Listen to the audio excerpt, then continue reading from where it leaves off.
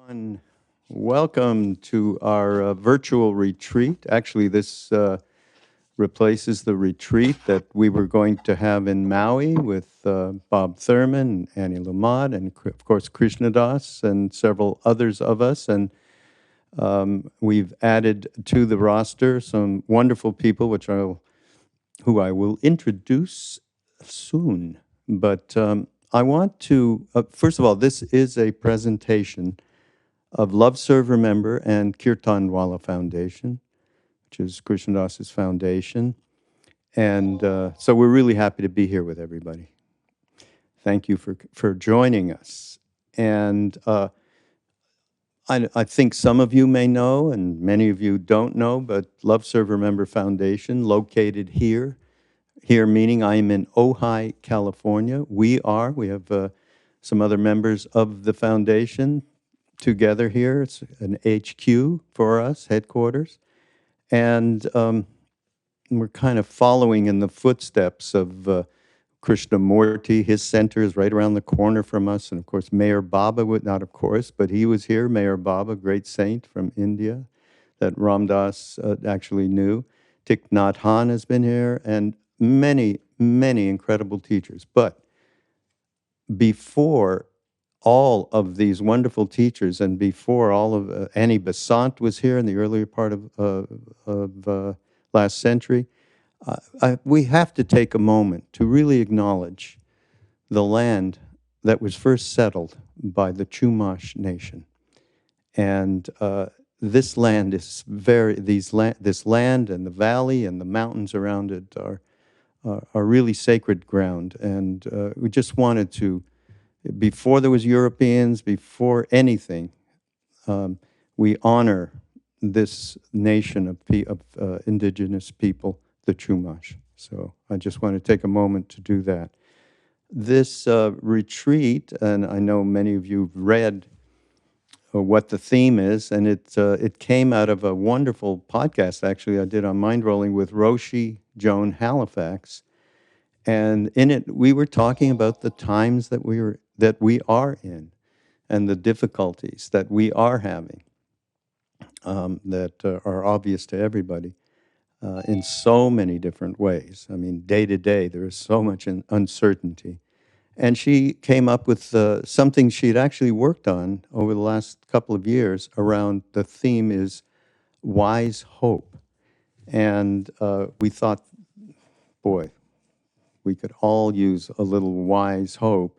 And she explained it by saying, hope on its own doesn't encompass the reality of change and impermanence, which is some of the root of Buddhist thought. And the conventional definition of hope, that there's always some kind of clinging for something, a desired result, should we say. And if it's not the desired result, there's an ongoing fear about what that unknown result might be. And certainly we are facing a lot of that. And that's much of what we're going to discuss over this weekend. And as Roshi said, wise hope is rooted in the unknown. We can engage with unforeseen trauma. It's our entrance into compassionate and loving resilience, which is very much part of what we're going to be discussing. We can make friends with uncertainty and change, and we can trust our own intuitive faith and compassion. And I just wanted to, there's something that I found that I wanted to share with everybody that I also think would be an absolute necessity for this discussion that we're having over the weekend.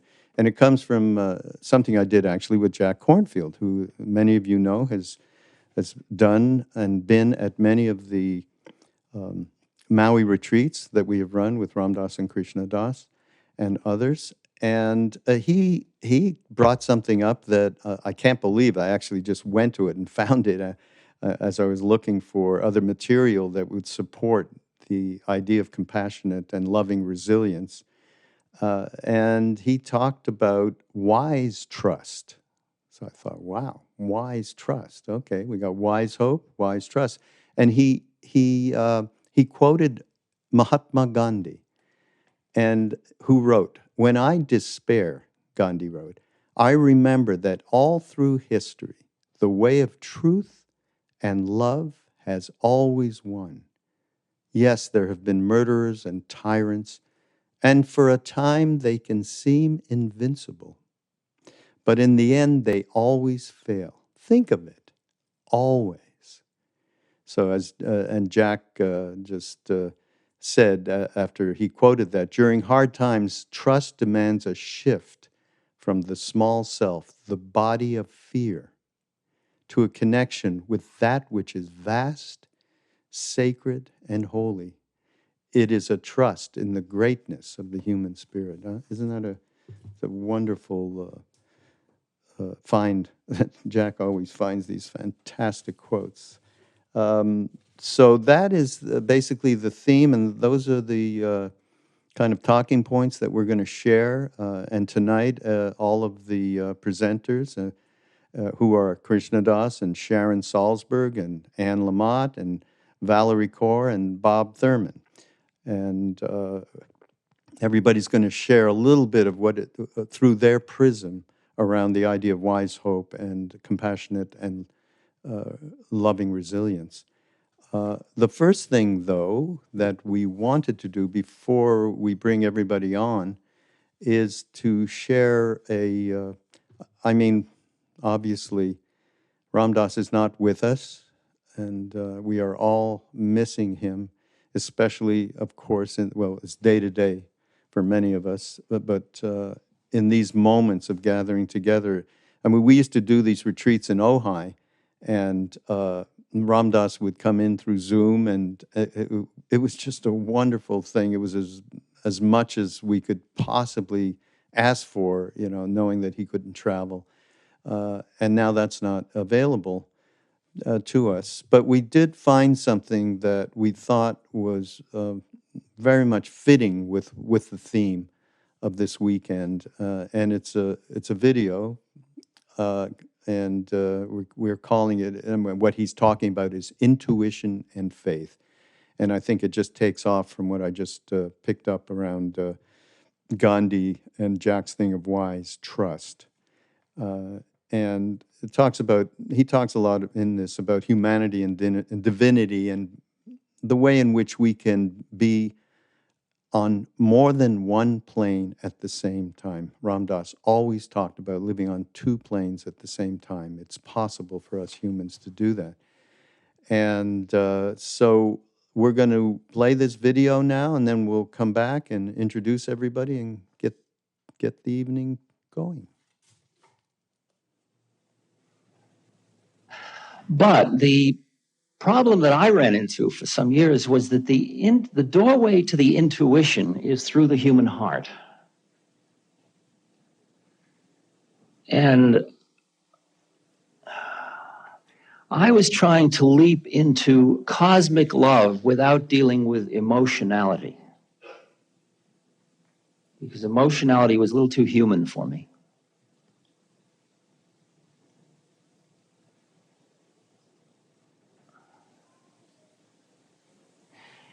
And what I experienced was that there was, see how I can say this, that I had used pushing away my humanity to embrace my divinity. And then I wanted to be intuitive, but the intuition, the impeccable warrior intuitive action has to come from a blending of humanity and divinity. And until I could accept my humanity fully, my intuitions weren't going to be fully in harmony with the way of things.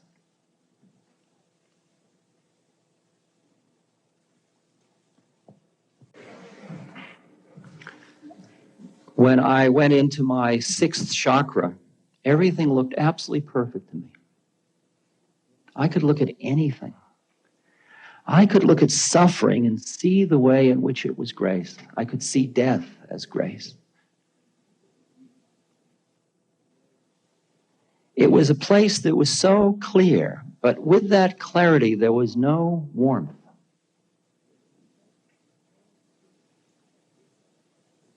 was the kind of clarity that if somebody falls down in front of you, you say, karma.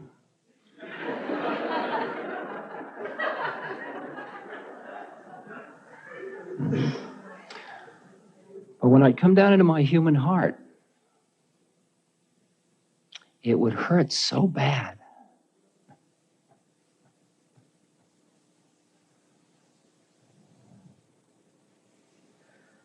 Because the more you open up to the suffering of the universe, the easiest way to handle it is to go up. It's much harder to stay down and stay open. It's excruciatingly painful. And I began to feel that what my freedom was going to lie in was the creative tension of being able to see simultaneously the perfection and also to experience the pain. To see that there was nothing to do and to work as hard as I could to relieve suffering.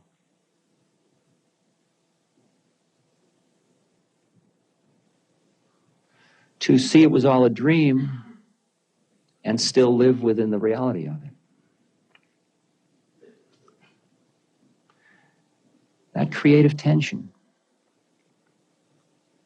And I felt that the place that I had to work finally, and I have to work, and I am working, is to get the fullness of the human heart. And I begin to feel like a character in The Wizard of Oz that has a tin heart.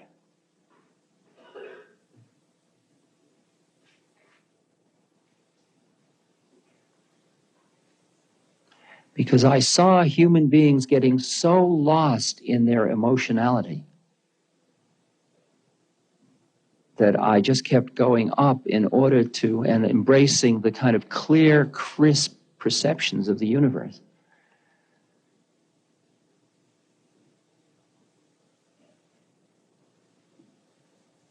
People said, we love you and we think you're beautiful and you're very clear, but at some level, people would say to me, we don't trust you.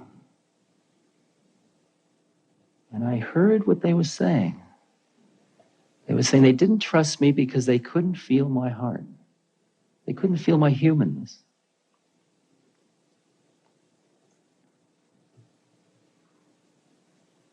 There's an image of a Buddha statue with a tiny smile at the edge of the lips, and it's known as the smile of unbearable compassion.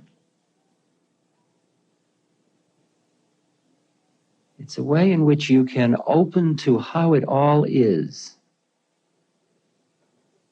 the horrible beauty of it all, and you can bear it. Not by deadening yourself, but by balancing. And what I'm experiencing, if you talk about the 10 years, is that as the faith has gotten deeper, not the beliefs, because beliefs aren't going to keep you warm on a cold night. That's too head trippy. The faith, the connection to that which you are at the deepest level, to the universe, to the oneness of all things. As that faith gets deeper and deeper, so you can dramatically, much more freely throw yourself into life. As long as the faith flickers, you've got to be very tentative about the way you go into life because you're always afraid you're going to lose your connection to the spirit. But when that faith is really strong, you can say, here I come, wow.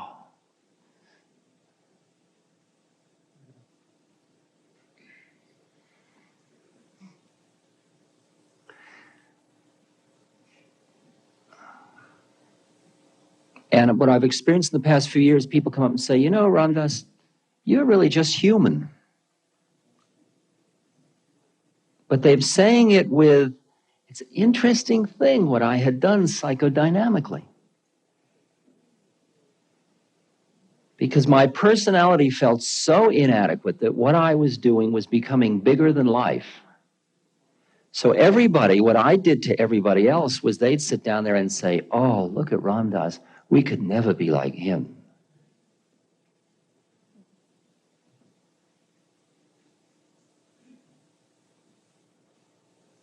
And now they look and they said, gee, he's just another guy. What do you know? And that freed other people. It was interesting that as I no longer wanted to play with that psychologically, the whole game of communication changed. It's a big one. It's a big one. It's a big one embracing humanity. Not embracing humanity, embracing my humanity. Yep, I know. Yeah. Hi, everyone. We're back. Amazing film, short film of Ram Dass, highly to the point, and it introduces a couple of other themes into the main theme here. But now, one thing before I introduce everybody, we must say that today is the 57th anniversary of Martin Luther King's March on Washington. Today. Yeah. So that's an amazing thing. And by the way, tomorrow, a lot more around that in terms of the foundation will be shared by Jacqueline Dobrinska, who takes care of our diversity and inclusion and education for the foundation, and she'll be announcing some stuff. So wanted you to know that. And so here we are, and again, we are with Krishna Das and Sharon Salzberg and Anne Lamott and Valerie Kaur and Bob Thurman. Thank God you made it, Bob. I was worried there for a second. Shri Bob. Bob, yeah. So we've talked about the various, the theme around wise hope and around compassion and loving resilience. And I brought up this thing that I found from Jack around wise trust, which I think is another good part of this whole theme. But can we start with Sharon? Sharon, can you just through your prism talk about, and you have this wonderful book, Real Change. Did you say through our individual prisons or prisms? It's hard to tell, actually, what he said. Prism, I believe. Yeah. Oh, well, from our prison. I'm more familiar with prison. But Yeah, right. So, Sharon, will you start the proceedings and from wherever you would like to around Prism or wise prison, hope? whichever. Yeah. Sure. First, I want to say how nice it is to see you, and how you and Valerie were amongst the last people I was ever with physically, and then Krishna Das might have been the very last. Oh, really? At Kripalu that weekend, huh? Yeah, before I came up to Massachusetts and Wow. into my house. You know? Yeah. So the rest has been Zoom. So it's wonderful to all be together, and Bob and Annie, and just to have this moment of like, wow, here we are. We're actually together, which is great. So I was also reflecting on first Roshi Jones being right in the lineage of Buddhist scholarship, where you like pick apart words and you try to be like excruciatingly precise, and how words are very difficult.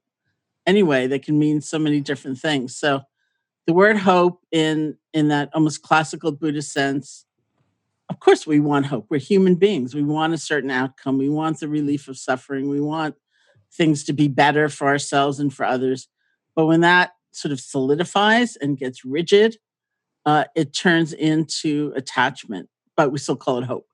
And so, then in Buddhism, there's hope and fear and hope and fear and hope and fear, which is just a kind of cycle. And actually, the story I usually tell to try to describe it has to do with Ram Dass when he was first out of the hospital with a stroke, and he was living in California.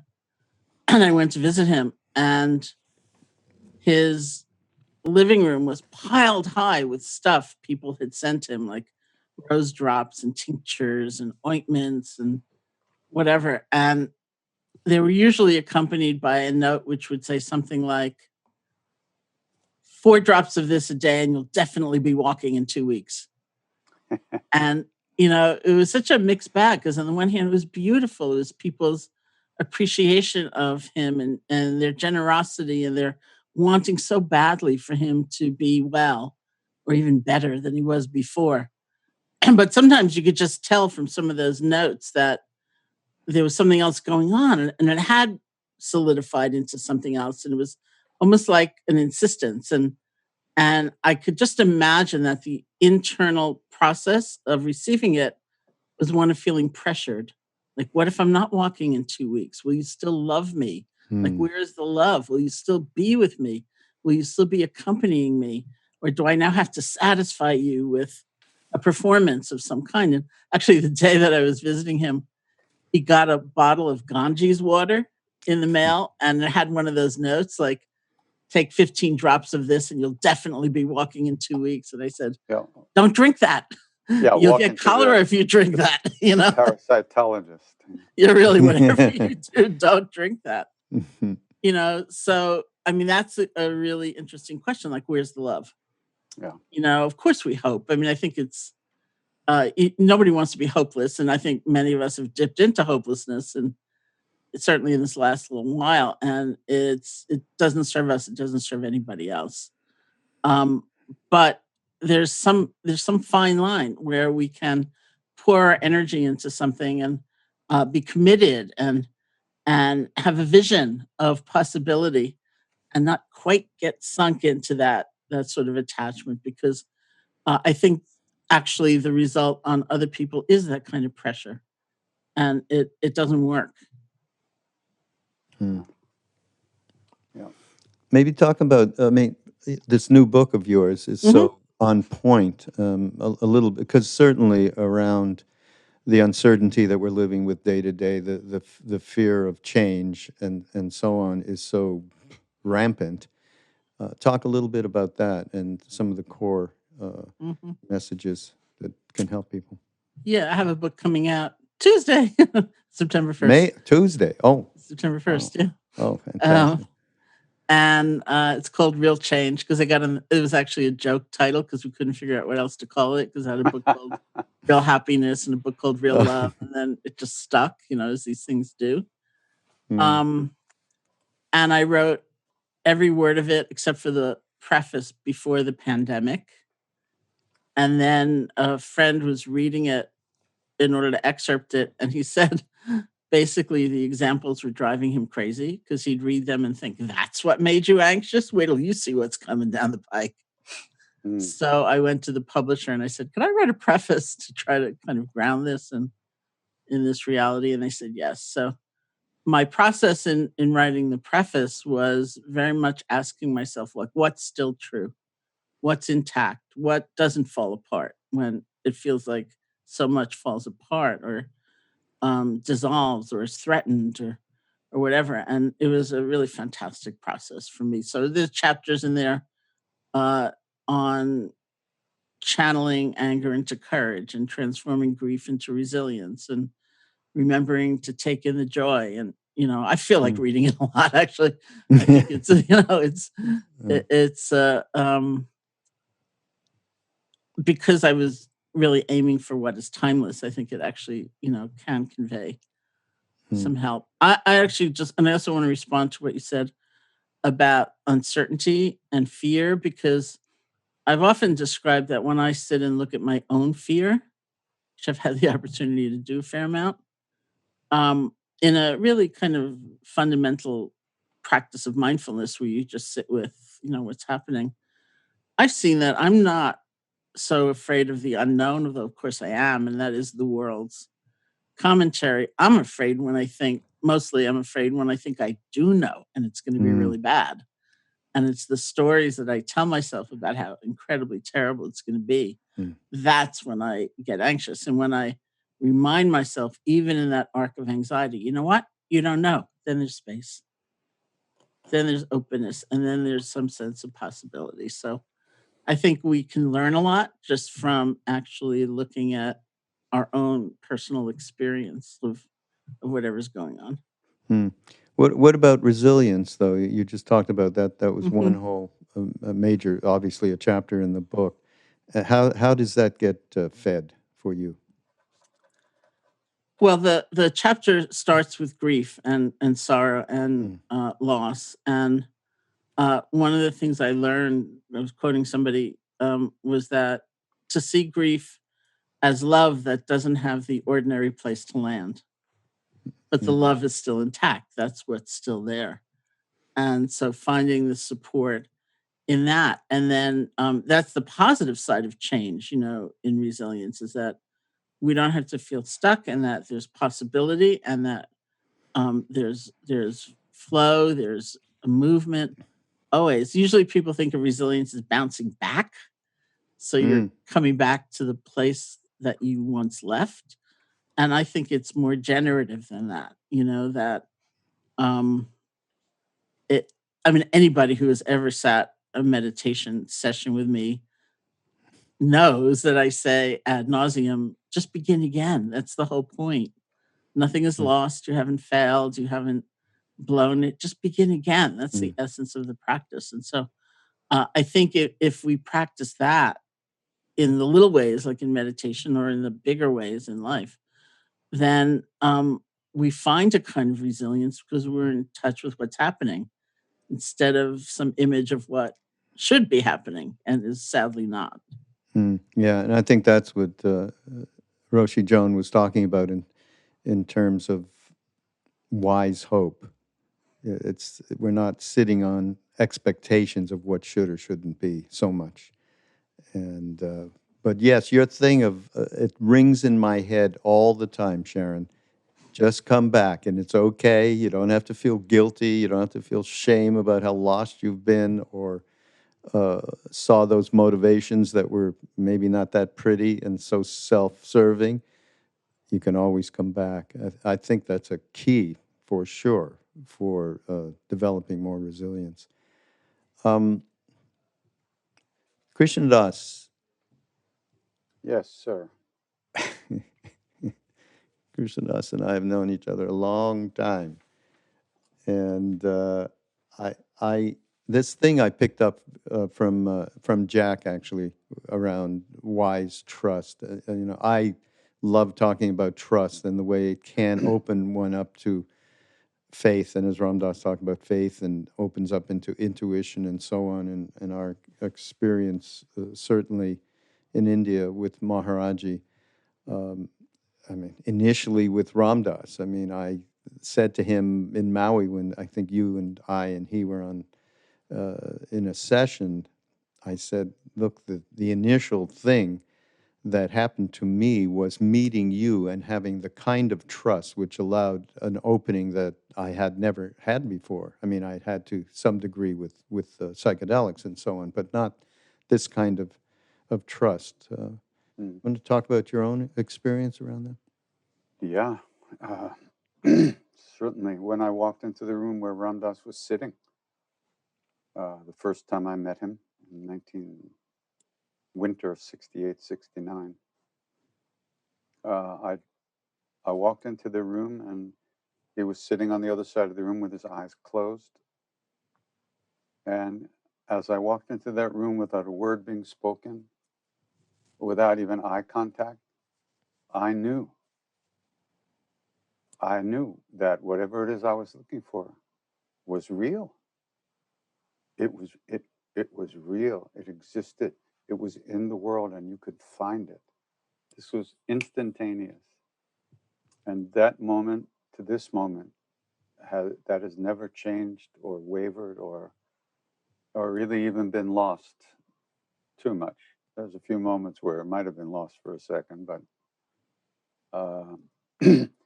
that feeling was beyond hope and trust. It was totally bottom line reality.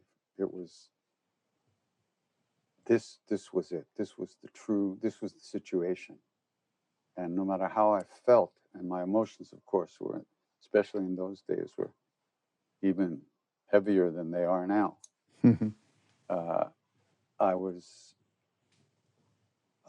That part of me just came home. And that part of me never left that home again from that moment on. And even later on when I met Maharaji physically, it was just more of the same. So I don't know how one contacts that place within oneself with the personal will, but just by wanting to.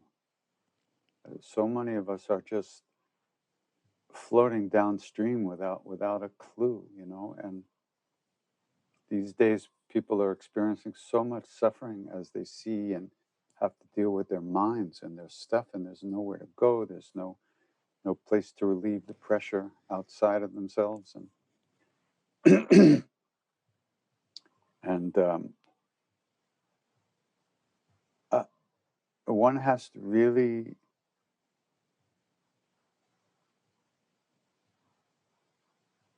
look inside deeply somehow and recognize that one is here, you know, regardless of what's going on in the outside world. We're still here. And the fact that I'm still here is almost inconceivable to me, the things that I've been through in my life, you know. And if you want to talk about hope, I guess you could say that is real hope, real faith, not blind hope or blind faith, but faith that regardless of what's going on in the outside world, I'm here and I'll always be here. And there's nowhere I could go. And even when I'm not totally aware of it, I once had this experience where I looked up in the sky and I saw this kind of staticky, dark little like whirlpool of stuff up in the sky, you know. And I laughed and I said, "That's Krishna Das-ness." And I saw those with thoughts, and I experienced that when I think I'm Krishna Das, I am. I act like Krishna Das. But when I don't think like I'm a person, anybody special or anyone at all, I'm just present. There's just this vast presence. And even when I think that I'm me, it doesn't change this presence of being. And that moment was really incredible because I saw it was okay to be stupid and think that we are who we think we are, because it doesn't matter. This being, this presence, this here and now is always here, even when we're not aware of it. And that took the sting out of being lost in a way, in those moments when we get very lost in our stuff. And yeah. The other thing is, someone once said to me that the lesson of betrayal is trust. Say that again. The lesson of betrayal is trust. And there's many levels you could think about that, but just briefly in this moment, we're constantly betrayed by our efforts to find something real in the outside world, something real and lasting. And the betrayal that we betray our own hearts when we keep looking for that love out there. And once we recognize that, the lesson of that, of us betraying ourselves, is learning to trust ourselves. It throws us back into ourselves so deeply. And you know, this is the West. We've been taught that everything we need is out there. Got to go get it. Got to hold on to it for dear life. You know, but it's absolutely, totally not like that. But you have to learn that by getting burnt, by recognizing how we betray our hearts, by looking for that out there. You know. Love that. And when you talk about it, it's like in terms of being human, it's okay. And that's what the moment I met Ram Dass, I mean, that was one of the biggest takeaways, and really helped enormously to immediately trust this man, was that kind of honesty, right? There was the trust was, it was so immediate. There was no, it was recognition. It wasn't, trust doesn't even describe it. It was recognition of home. This Yeah. is home. This is it. Absolute, bam, immediate recognition. It's like you walk out of a dark house and the sun is shining. Nobody has to tell you the sun is shining. It's immediate. The bright light. And that's the way it was for all of us, I think, in that moment. Yeah. Yeah. And the interesting thing you and I have talked about, and you were with, I was last with Ram Dass after the retreat in December in Maui. Yeah. And you stayed on, I remember, and you were there maybe up till a week before he actually passed, I believe. And we talked about the way that you were hanging out with him and I was before I left. And I mentioned that same presence of that moment of dynamite when I first met Ram Dass, and the look of recognition from him was that same exact thing when I said, Ram Dass, I have to leave now. And he picked himself up as much as he could onto one, put his head on his hand, and just completely, the whole world stopped, just like it stopped that first moment. And I guess that's really what you're talking about. We are here. That moment is here and available. Yeah. I used to tease him a lot, I used to say, you finally become who we thought you were 40 years ago. He loved that. He loved it. So much truth, though. I say that,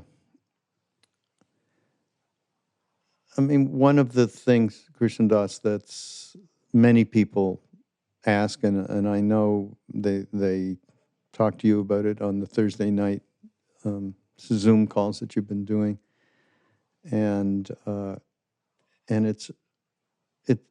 you talk about this being a reality, and you just said, I don't know how you can will yourself to get trust or faith or connected to that which is behind the external nature of things, which has become very traumatic for many people these days, for all of us in one way or the other. Absolutely. And but you do things for yourself, and you share them that absolutely are, there's a way in which you're using, it's that thing we've talked a lot about. We can go on forever about it again, which is using will, karma and grace, basically that whole dialectic. But talk about the things that you do that actually open the possibilities up. Well, some years ago, Maharaj used to say to us, I have the keys to the mind, and I could turn your minds against me. And he would laugh. We would go, Baba, don't do that, don't do that. And he would, ha, ha, ha. He would laugh, he would tease us. And he'd say, transfer ho jayega. He said, you'll transfer us, Transfer. Don't do that, Baba. So I said to Siddhima about 5-6 years ago, I said, Ma, Maharaj said he has the keys to the mind. So that to me, that means that I am wherever he wants me to be, where he has put me. So Ma, is it all his doing? Is it the grace, or is effort required? And she said, Krishnadas, it's all grace, but you have to act like it isn't. Mm-hmm. Yeah. So that's what I do. I act like it isn't. I sing. I sing as much as I can. I chant as much as I can. And I try to bring myself back to that loving presence again and again and again and again.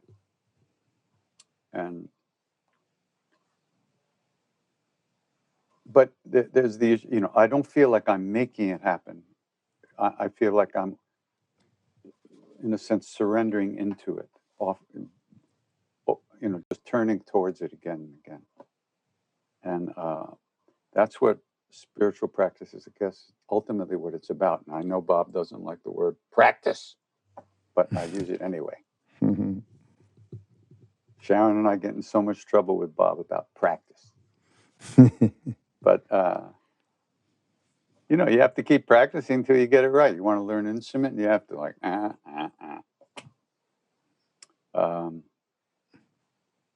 yes. And I feel that when we sing together, when we chant together, we all have the possibility of letting go of our stuff and entering into that space where we truly live. And, you know, we might only touch it with a toe before we're thrown out by our minds and thoughts, but we keep coming back again and again. And ultimately, we get more familiar with that place within. So. And once you develop that understanding and confidence in yourself, that you can locate that somewhere, then you have real hope. You know, then no matter what happens in the outside world, what happens in our lives, we know that we can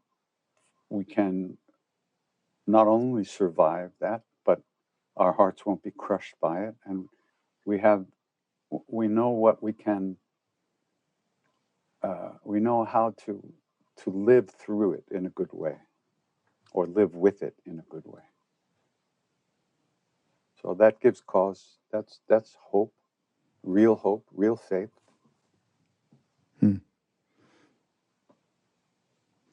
Getting familiar with it, I like that. You getting used to it, I think you said. Yes, I'm getting, not getting jiggy with it. What does that mean? yeah, right. Yeah, right. But yeah, and that repetition, and Sharon, you talk about it all the time as well. And I think that's a major ingredient, surely, for compassionate and loving resilience. We're going to turn now to Valerie. Hi, Valerie. Hi. Valerie, everybody, if you haven't heard about her book, See No Strangers, a memoir and a manifesto around a revolutionary love, please take a look. I'm sure we'll have it somewhere. You can. We did a podcast. I mean, a link to. You can get it. There it is. There it is. SeeNoStranger.com. It's my there you third go. child, so I'm holding my third baby up Yeah, first. right. And Valerie and I had a chance to talk on the podcast Mind Rolling, and it was the book is beautiful because it's so.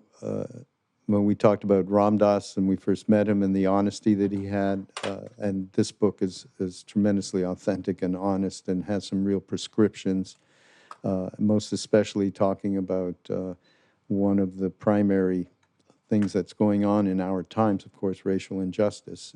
And boy, that book came out at just the right time.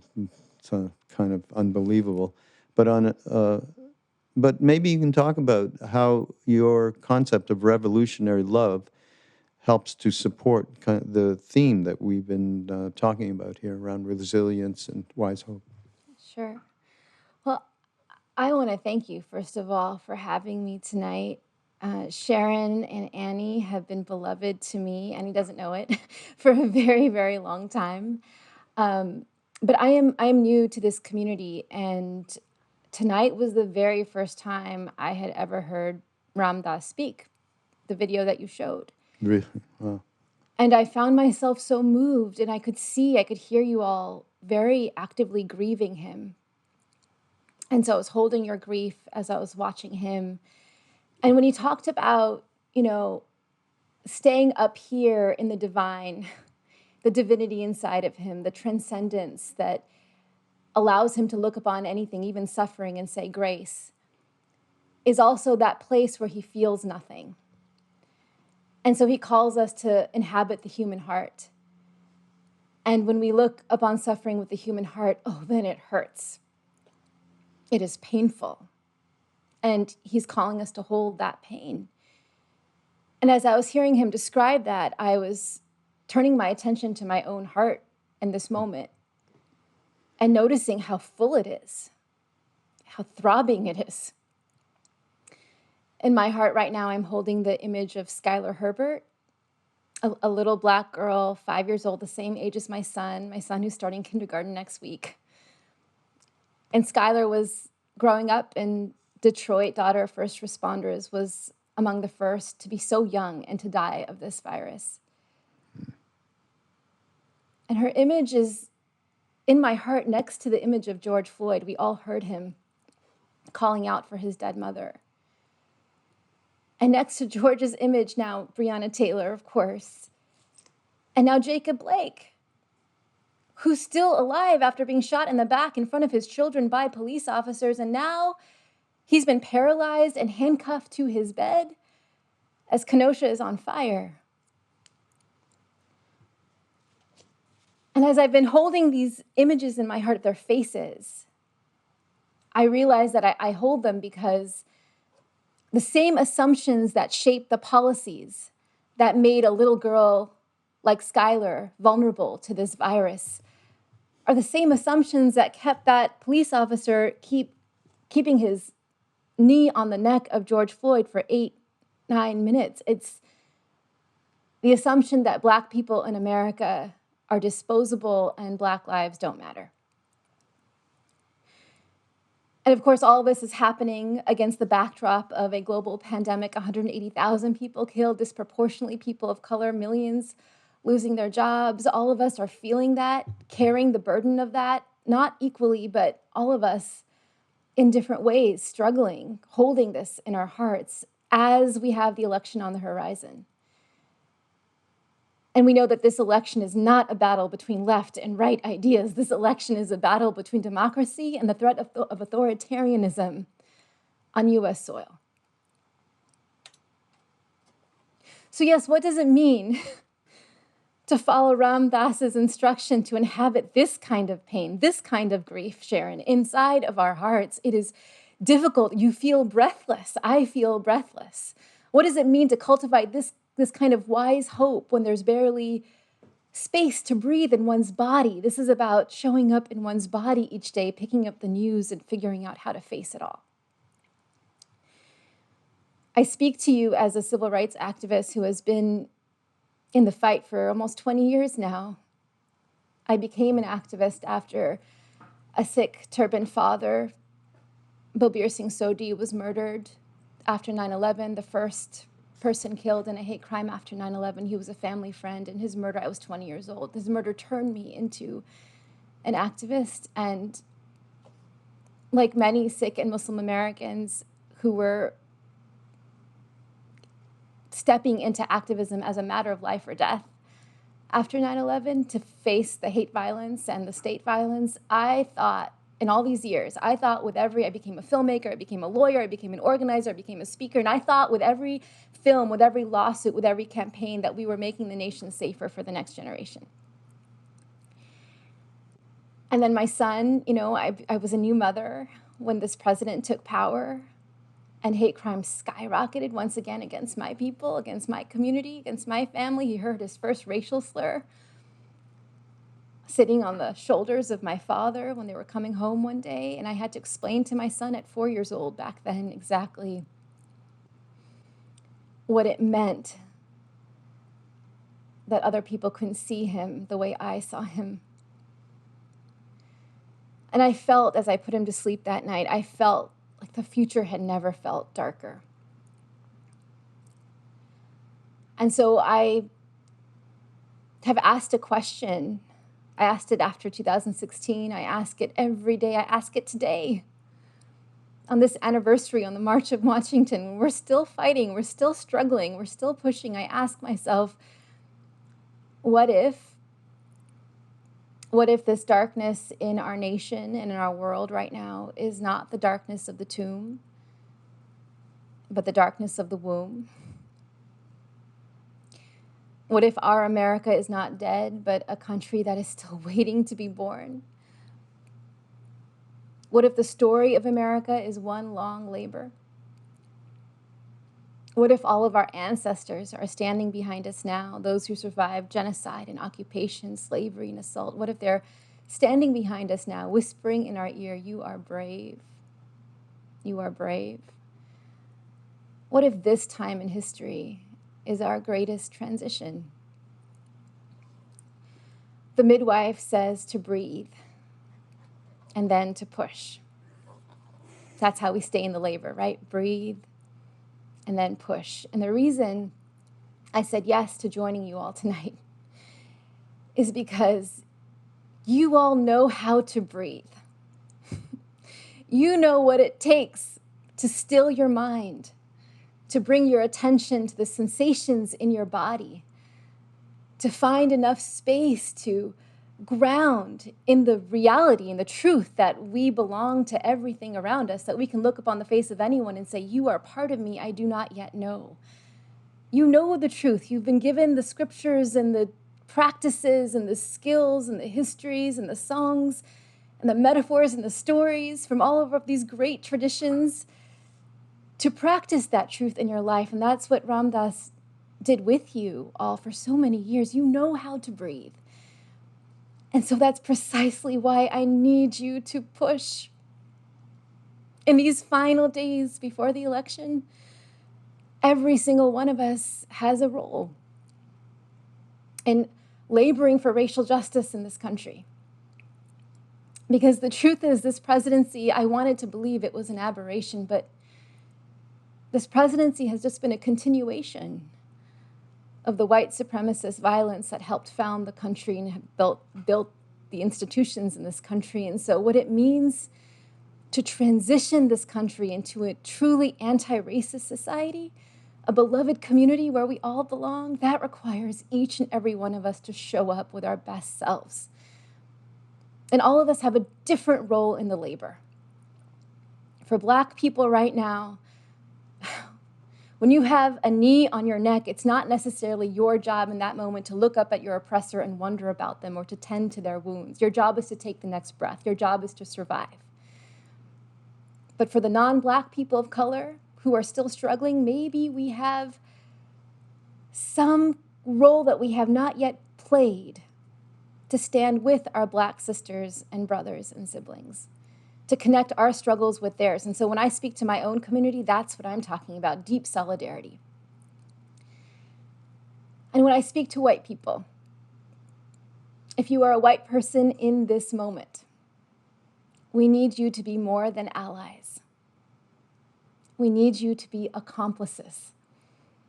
We need you to conspire with us to break these chains of oppression, because the truth is, I can't speak to that officer. I can't speak to that neighbor who voted for this president. I can't speak to the relative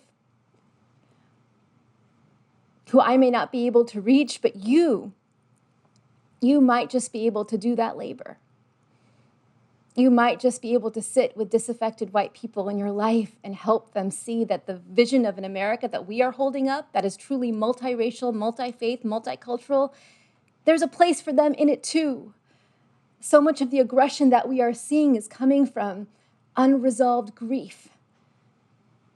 A significant portion of Americans right now are grieving the idea that this nation ever belonged to them in the first place, and they need people to help them in that grieving process.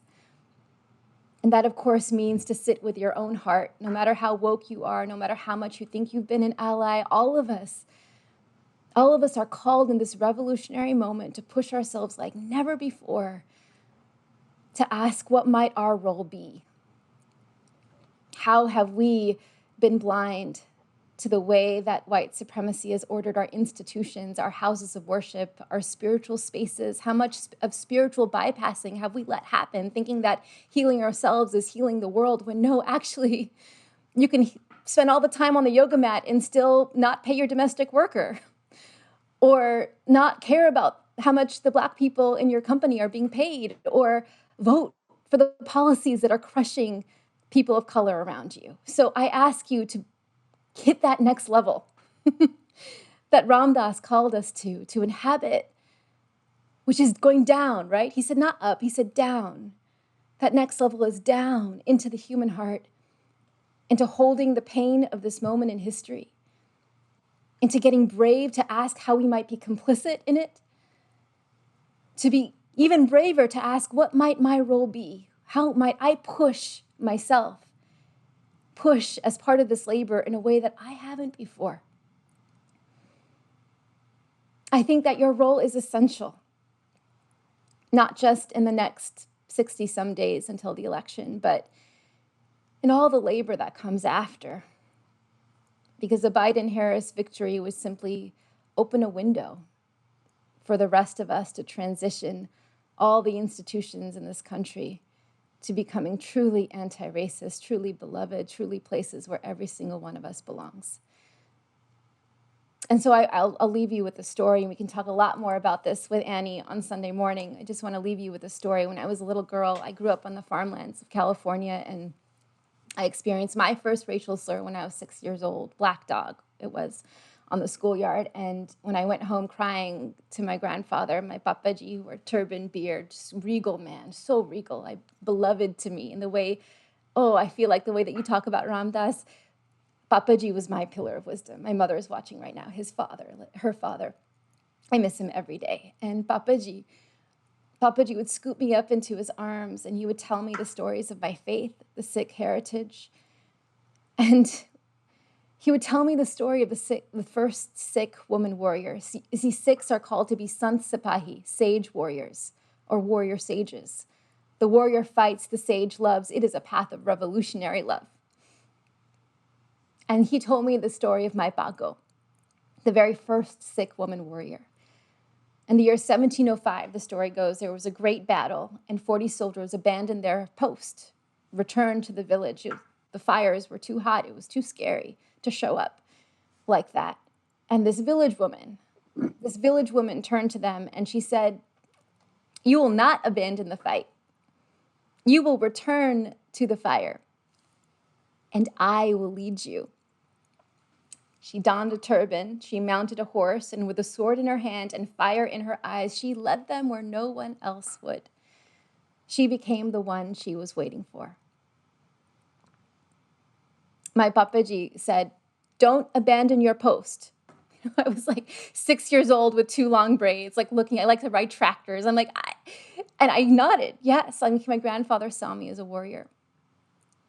And honestly, in all of the years since, I feel like my entire life has been an attempt to keep my promise to him.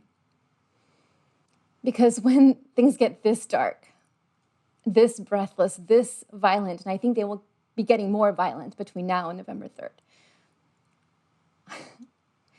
I want to give up. There's in that story, I always wanted to be the warrior, and I have come to understand that I am the deserter too. I am the one who says, it's too much. I can't push right now. I can't show up to the battlefield right now. I want to give up. And my entire life has been a story of the wise woman in me taking my hand and leading me back to the fire. So I ask you to summon that wise woman, that warrior, that wise one in you in this time to lead you back into the fire. And that maybe is what happens on the yoga mat. That's maybe what the breathing is about, to summon the energy and the bravery to then roll it up and then show up at the polls and do the work. Join the labor with us.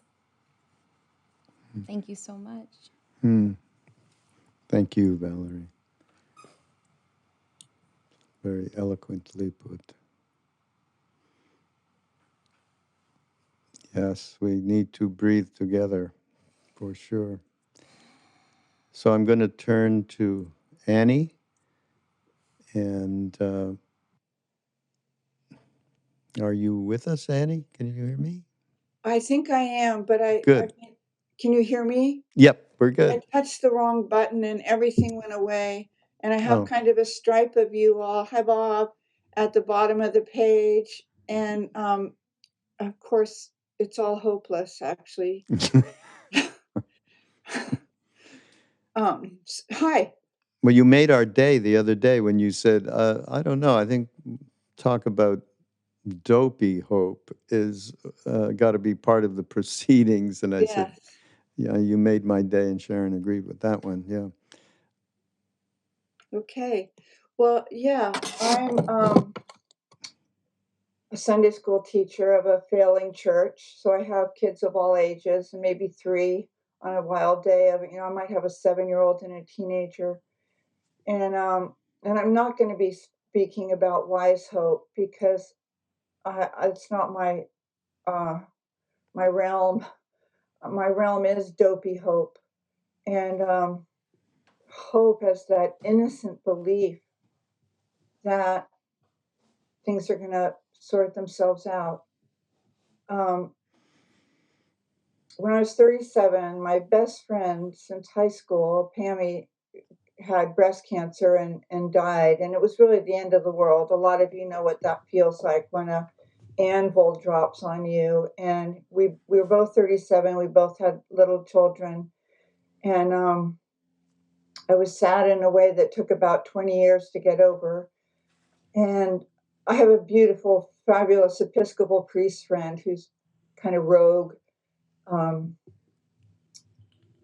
Bill Rankin. And in my despair, I went to him and I said, "Do you think that Jesus caught Pammy as she crossed over into whatever awaits us? And she's with him now, and I'll see her again someday?"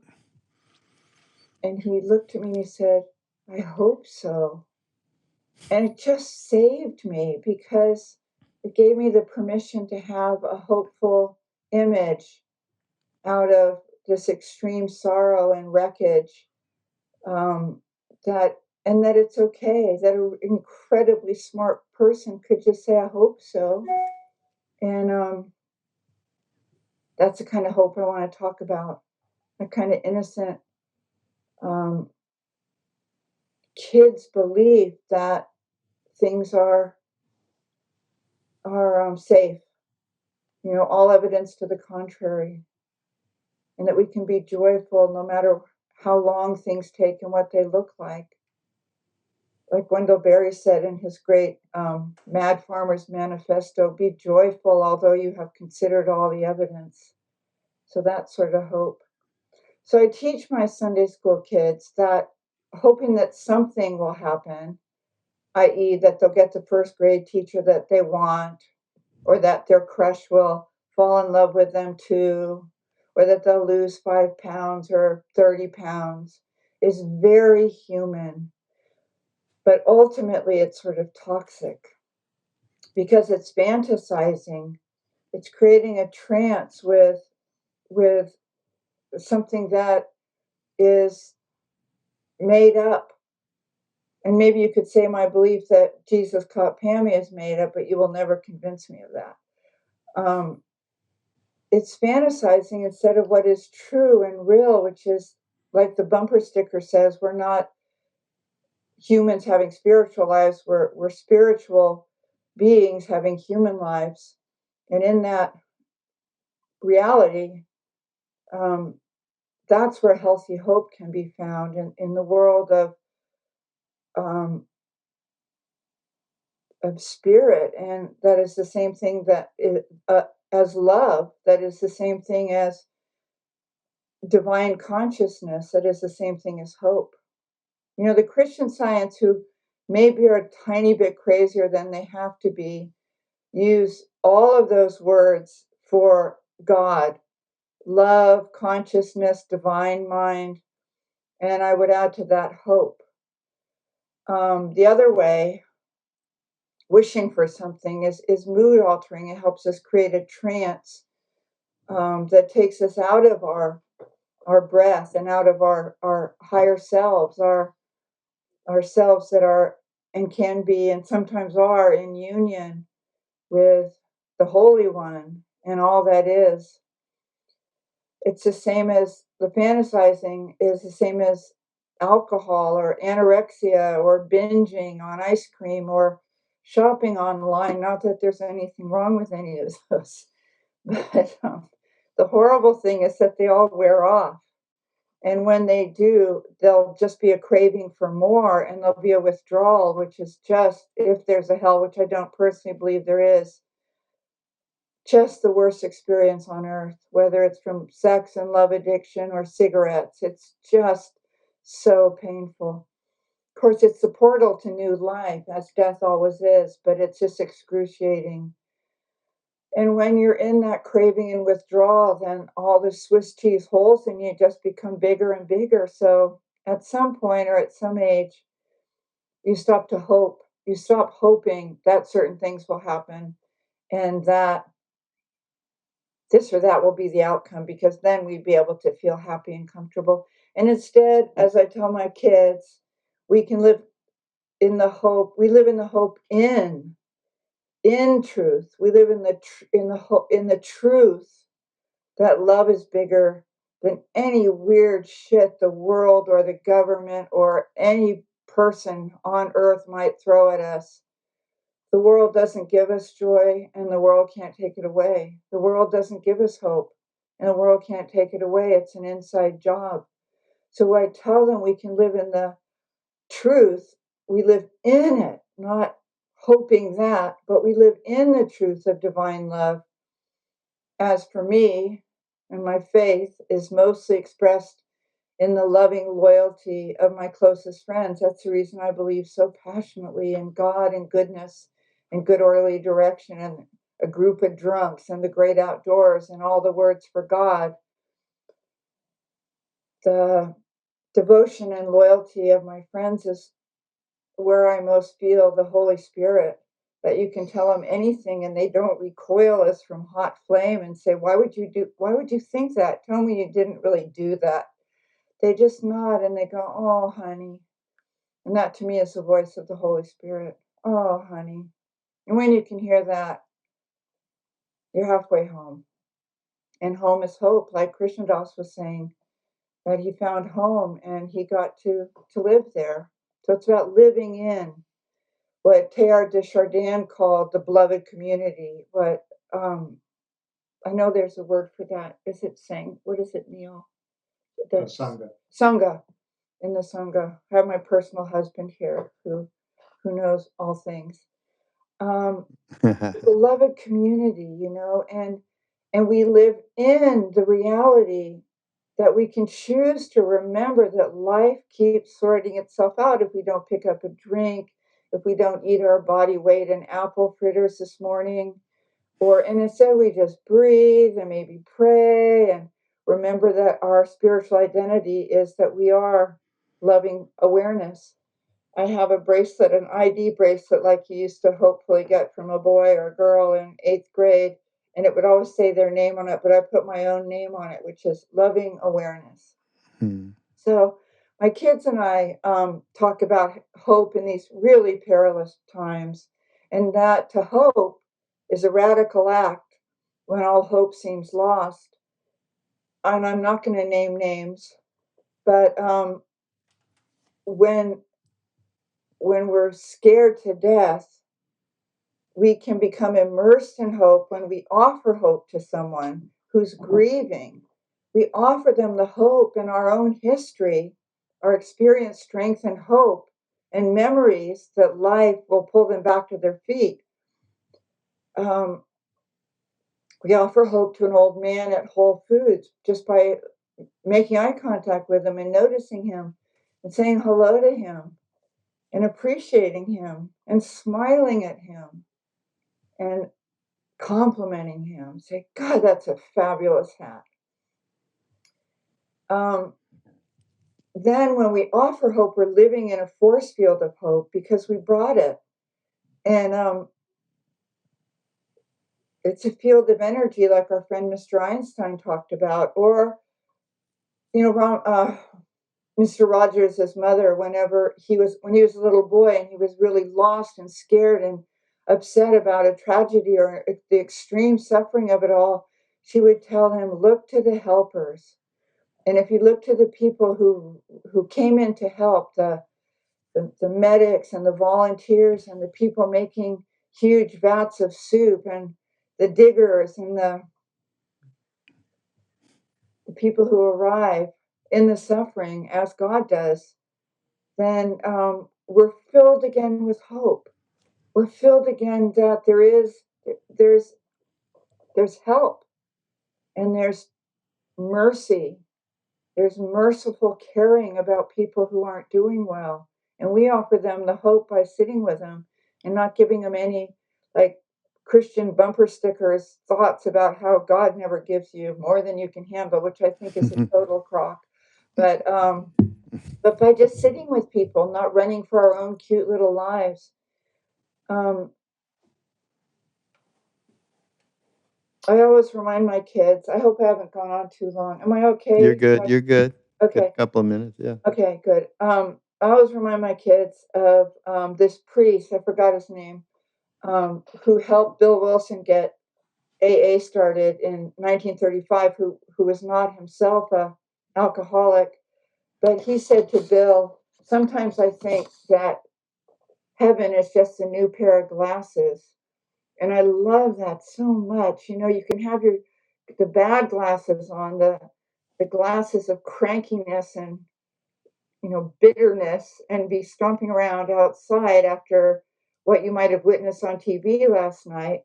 And all of a sudden, you put your good pair of glasses on and you see a field of poppies and weeds and wild California grasses and some rocky soil. And it's not roses, but it's so lovely, and it makes you laugh. And the grasses smell like laundry that has come right out of the dryer. And that offers us hope. It spritzes us back to what is true and real and of the world, and maybe also of the other side. So it's not, they're not rose colored glasses, but they're rather glasses that have just been spritzed clean and wiped on a very clean t shirt. And I'll just close by saying something I really love that Emily Dickinson wrote, that hope inspires the good to reveal itself. So we look with intention for the revelation everywhere, in the dirty, rocky soil, and in the faces of the kids on the street, in the faces of the old men in line, and the old women who were invisible to everybody else that day but you, because you've got the good glasses on. And we look with intention for the revelation of goodness and God, love and hope and divine mind. And those are all pretty much the same thing. And they're right here, they're right with us. The hope we seek is inside us. So I just want to tell anyone who's listening, if you're not having a good day and no one told you they love you, I love you, and everyone here loves you. We can't wait to see more of you tomorrow. Thank you so much. I thought you said you couldn't say anything about wise hope. You just did a whole thing on it. I mean, it was beautiful. And particularly around, I love that image of the lenses of the glasses being wiped clean so that we can see anew. And Bob, if you turn your mic on, because we want to hear from you. And I think at this point, I want you can hear me. There you are, Bob. Okay. So Okay. so Bob, Yes. I think that Valerie brought up something that I thought you might address a little bit, because I know how much you really your work in the world, your inner work, what you teach, what you share is really multifaceted in terms of being very attentive to what is Mm-hmm. going on. And so Valerie brought up where some of the quote unquote yogis potentially on Mm-hmm. the mat are Mm-hmm. bypassing what the reality is on the ground for Yes. all of us, and Sure. particularly African Americans. And what is Yes. going on is it's so appalling. And that's why, in one sense, of course, a lot of people are waking up now.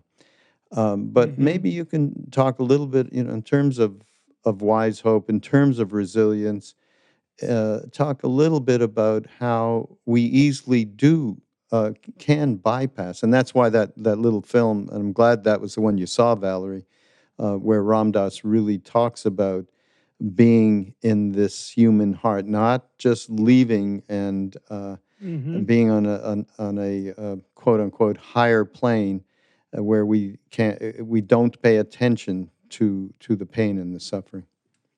Right, right. Well, of course, Valerie, but especially Valerie's open heart transmitting the anguish of the daughter of the Blake, James Blake, at the time, who saw her dad shot in the back 7 times with a few inches away, actually, through the car window. And I knew there were children in there. I didn't know there was a little daughter. There were other children, I think, too. And of course, it's excruciating. It's so completely hysterical. The guy, and then Valerie's appeal to the whites, and of course, I think I classify that, although I don't really, because I have a theory. There are no white people. They're blotchy pink in search of a tan is actually where they are. And this fantasy of white is ridiculous, you know. And it's all pumped up by the lunatic in the White House, which eventually there will be an election. I don't know if it will be this one, where we'll do what Jesse Jackson wanted to do, and we'll put rainbow stripes up and down those Greek pillars. The Greeks weren't that white. It's a ridiculous, stupid colonialist fantasy, that house.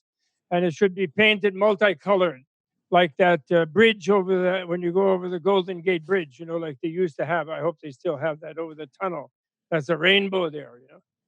And you asking for a special push to give birth to this country that, you know, still dreams to be born and has not yet been born, and was built on genocide, and then it was in slavery, and now you know, there's more problems, and those things are all still there and alive. But even the people who were uh, building it, somehow at that moment, I think they had some incarnations or something who made them come up with the idea that they should put talk about hope. They would plant a hope in the middle of it that would slowly try to make it more human.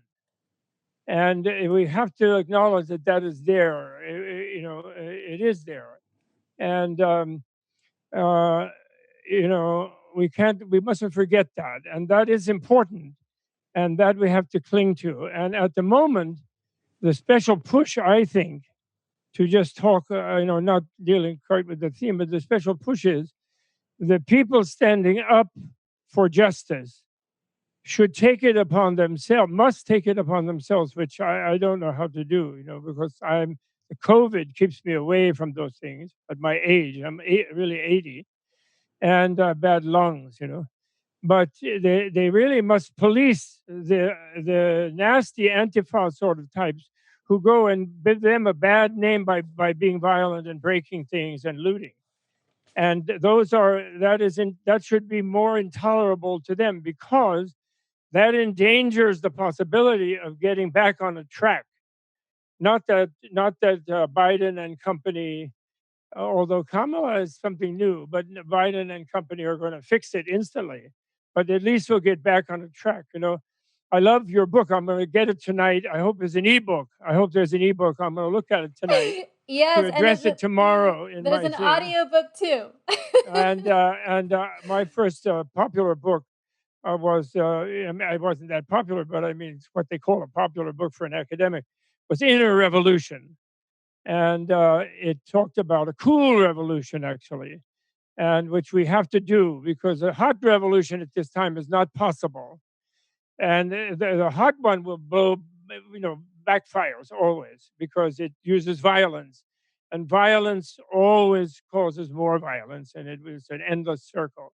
And so the push has to be like a Gandhian push, which was quoted today. It has to be cooler than those crazy. Imagine shooting somebody in the back 7 times means you're hysterical. It means you're completely internally out of control. You know, once is enough if you're frightened. You know, 7 times it's like the person is having an epileptic fit. So that person is a complete catastrophe, whatever else happens to them. So, the poor child, I can't imagine how to do something about her. And I hope to have the chance. I hope someone will. And I'm sure someone will. And I hope her father will survive, actually, first of all. I really do. It's just too much, that thing. But even in a wheelchair, he should survive.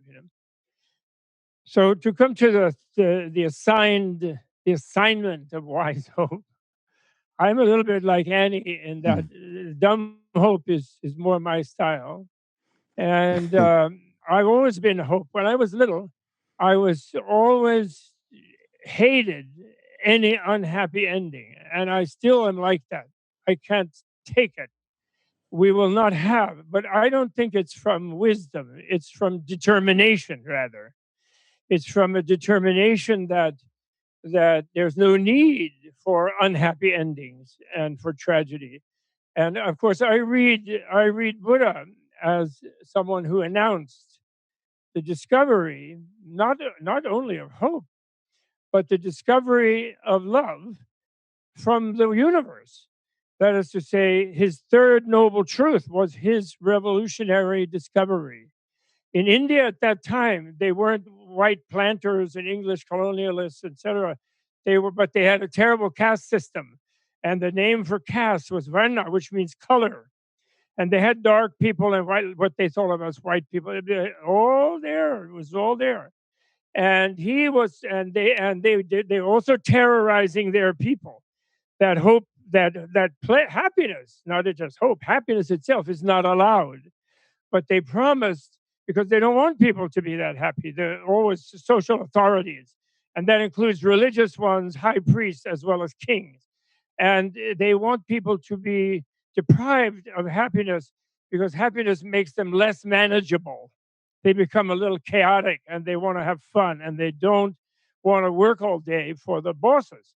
So they terrorize them that if they have a nice time, something bad will happen to them. They'll go to hell, they're sinful, they're bad, God will punish them, blah, blah, blah.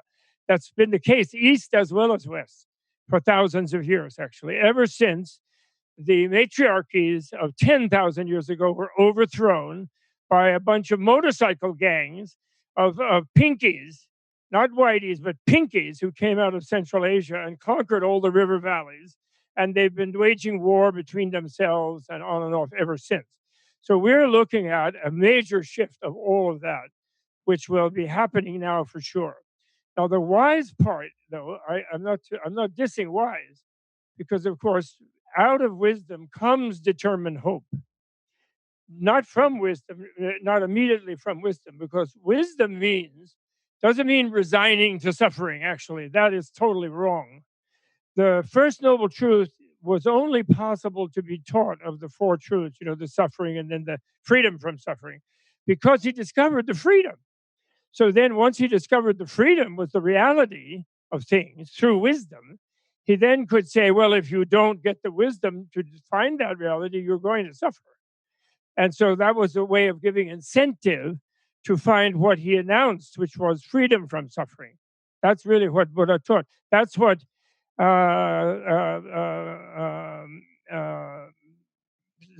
what's now my name thing. I was just talking about him all day. The Mula Tantra, the Mula Mantra. What's his name? Uh, um, uh, the Sikh founder. What's his name? Guru Nanak. Yeah. So Guru Nanak. That's right, Nanak. And Nanak, by the way, Nana means the grandmother in many languages, which I love that too. And because he saw when he announced that the reality loved him, and that's what we can't really, we're so frightened of everything. We will not really agree. We can't open our mind to the possibility that reality loves us. Nature loves us. These people who are insanely shooting people are so frightened of them. They're much more frightened than the people they shoot. And they're so frightened because they think they're brainwashed that nature doesn't love them. And if they don't keep some sort of a paranoid control over everything, it's going to be horrible for them. They're going to get like destroyed. So then they're hysterically destroying things and creating a self-fulfilling prophecy. And they are much to be pitied. Like the monster, the orange monster in the White House, who I get very angry with every day. But when I read his niece's book about him, who was a great psychologist, I felt truly compassionate for him. He's just completely uh, pathetic little child who was not held by his mother, and had to fight and bully people around because he's actually rather strong. As a, his physique and everything is strong. He eats absolute garbage all day long. He should have 7 heart attacks, but somehow he keeps doing and lying and torturing other people because that's all he knew how to do. Because he never was embraced. He thinks reality doesn't like him because his mother was not there. Because people only discover reality from their mother. That trust you're talking about, basic trust, comes not from Buddhism, not from anything. It comes from your mother, and the pushing is that men don't know about pushing because they don't give birth, and they don't even pay the people who do properly. So they really don't know. We don't really know, and but we try to imagine it. We try to imagine it. So wisdom is to see through. Vipassana means seeing through. So see through the illusion that reality is dangerous, which all the cultures of all the societies, including India, including China, not just the West, they terrorize the populations in order to control them. And so you have to see through the illusion that this is all a mess and a misery and discover that reality itself is love. It is freedom and love. That's what it is. That's what Nanak says right at the beginning. And he says his true identity is that love because he committed what the Protestants would consider the pantheistic heresy of feeling that God was in him, which you're not allowed to feel actually and many Buddhists won't allow you either. They want, oh no, suffering, you got to suffer, like, support the monks, or you're going, or yeah, and you're going to suffer, and they have hell too. The Buddhists have hell. They totally do that. And but some of them, but the institutional ones who are into their religious organization, but the ones who see through the illusions of the reality hates us. It's very dangerous. Nature red in tooth and claw. Even God is a nasty character who sends everybody to hell, who doesn't have the right credit card, the right membership card, and so on. That's terrorizing. That's terrorism. And the people, the mystics, the people who open their mind and open their heart and see through these illusory fake defenses and discover when they let everything go, when they totally surrender, when they merge with the void, when they merge with death, and they discover that death itself is clear light. It's the clear light of the void, that death embraces them, like those near-death experienced people who have an auto accident or something and they're in a coma and they're heading down the white tunnel. And then some guy, maybe Jesus, maybe Buddha, maybe the shaman, says, oh, not your time. You got to go back. And then wham, they're back in the broken body and the surgeons are doing it with them. They don't want to go back because death is a doorway into a momentary experience of reality as light and love and the overwhelming power of that all over all of this, supporting this magnificent planet that loves us. Every plant loves us. The plant breathes out oxygen to us, takes our dirty carbon, turns it into beautiful leaves. And I was just peeling today some beet greens growing in the little garden here we managed. And getting them ready to eat them because you can't use them from the store easily. And they're so fabulous, They're really great, and that's love. Those plants love us. So Guru Nanak and all mystics and the West, the reason that Buddhism is being helpful in the West is not because people should be Buddhists. I totally agree with the Dalai Lama on that one, although I'm an outlier, let's say personally, but because of my previous life, I think. But because the mystics who committed the heresy and found God within themselves and felt themselves in a oneness with God in the Abrahamic traditions, the wonderful Judaism, the wonderful Christianity, the wonderful Islam, but then the authorities, the high priests and the kings would kill them mostly, or flagellate them, or burn them, or something. They were too scared that they would wake people up around them to not being intimidated by the authorities. You see, So therefore, the Buddhists coming out of India, which was a wealthier place, and they allowed their mystics, they have all those naked sadhus in the Ganges running around, Ram Ram, smoking their chillums and chanting the Krishna Das types. Yeah, yeah. Om, om, om, om, you know. So they didn't arrest them because they weren't so paranoid because their economy and their nature was more kind to them in the old days before they were colonialized and robbed for 500 years, you know. So so the wisdom should bring an awareness to break through the false myth that reality is dangerous, that nature Mm, is red in tooth and claw, right. and should make us realize that it loves us. And that means to really discover that you have to kind of face death. And you have to realize that death is just a doorway to the next life. And if you go into it with love, love will carry you through it wonderfully. And those religions, at least, they have that future life. They're not allowed to have a past life, supposedly, except the Jews. The Jews do have reincarnation, actually. My rabbinic friend, David Weiss-Halevny, assured me that that's very crucial for them. And although modern ones act like we're modern and we don't believe that, but they did believe that in the old days. But the other two have abandoned the past one because they want to control. Since Constantine, the Christians, they want to control you this life, and then it's gonna tell where you go, and if they're ready, they have hell ready for you if you don't obey the king and pay the dues to the church. Mm. So So, so Bob, nowadays, yeah. Now, it's oh, what? Oh, I'm just getting started. No, anyway, yeah, I'll talk more tomorrow. But I just want to say, wisdom will give us the revelation that reality loves us, and mm, it's sure goodness. It's pure goodness. But of course, you can't hide. It's not that that reality is somewhere else. What Ramdas is saying by bringing it down to the heart, mm, you yeah, bring it down to the heart if you think it's elsewhere. But actually, if you go really through it, you discover it is this. So there's no other place than the heart, you know. yeah. And then Ramdas and I, you know, I have to say, I don't miss him. I love him, and I think he's here. I feel Mm, he's here, and he wants us to carry on and not mope around. And he wants us to do what he would have done if he wasn't in such pain in his body, if it wasn't so busted up. And so I feel very much, you know, supported and helped by him. And I wish he was in full form with his green Mercedes, you know, thing down in Washington, psychoanalyzing the lunatics. But he's not. But he's going to be reborn and he'll be around. So I'm not worried about it. uh, And you guys are the- here, and thank you for inviting me, oh, and thank thank you you for for bringing being these here. wonderful people. And And- wisdom will discover that reality loves us, so we're mm. safe to love everybody.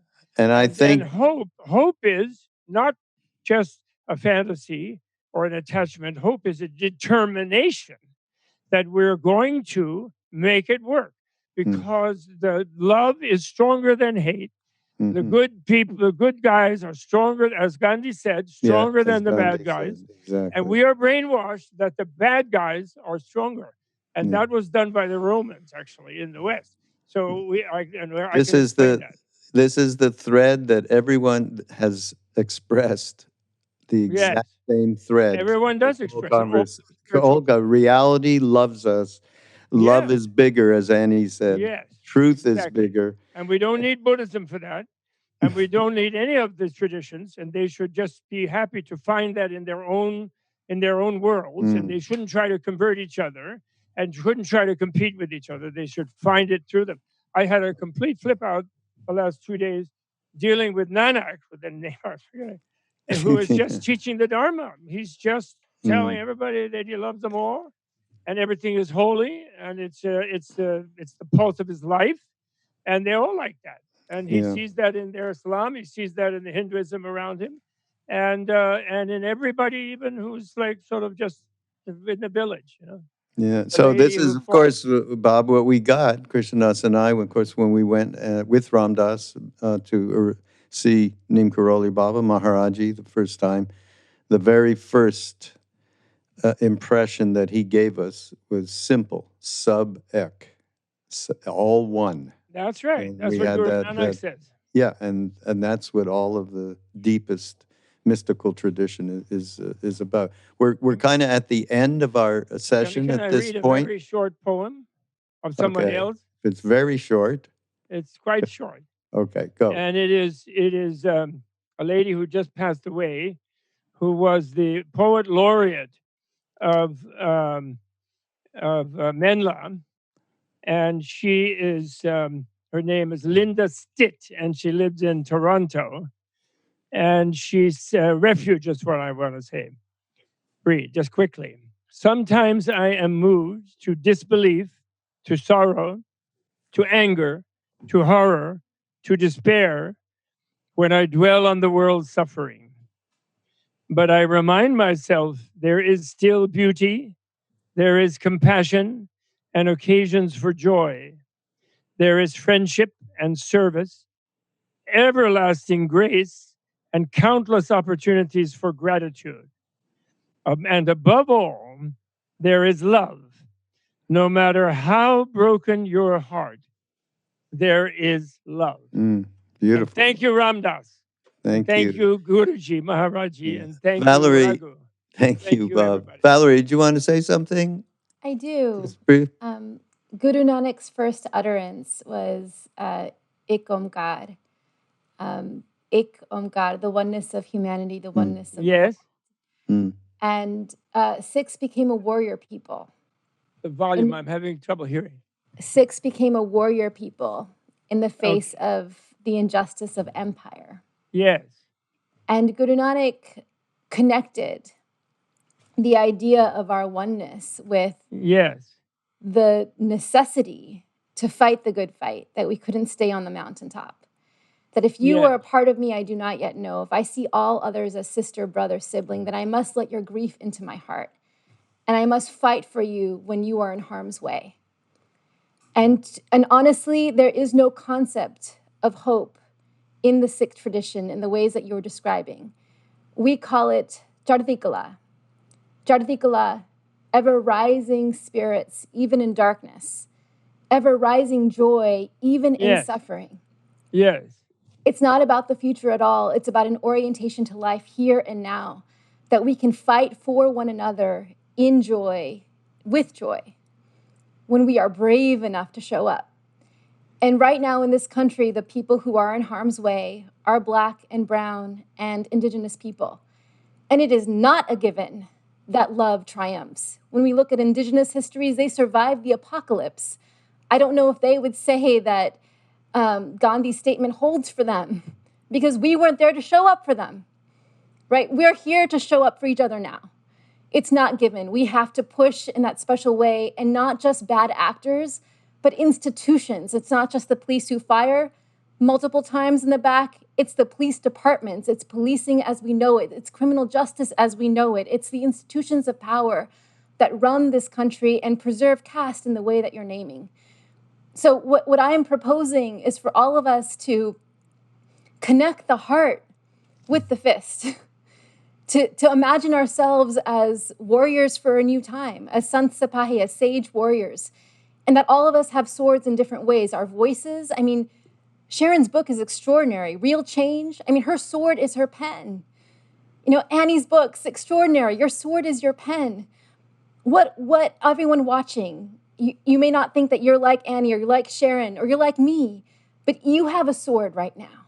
You have a shield right now. It might be your art. It might be your Twitter feed. It might be your artist brush. It might be your feet. It might be your megaphone. But in some way, a revolutionary moment is underway in this country where we are all called to be warriors, to challenge institutions of power that create hierarchies of human value. And white people, especially people who know themselves to be white, have a role in this. What if this is the generation that changes the meaning of whiteness in the country, from domination and blindness to accomplishment? That's what I'm calling for. That's what I'm inviting you into. And my invitation is to labor. When you're laboring for justice like this, breathing and pushing and breathing again, then it's a labor of love. And when we labor in love together, then the labor becomes joyful and we're able to last. Thank you. Thank you. Thank you, Valerie. Thank you, Bob. Thank you, Sharon and Annie and Krishna Das. This has been very innovating for sure, and just suggests more to come.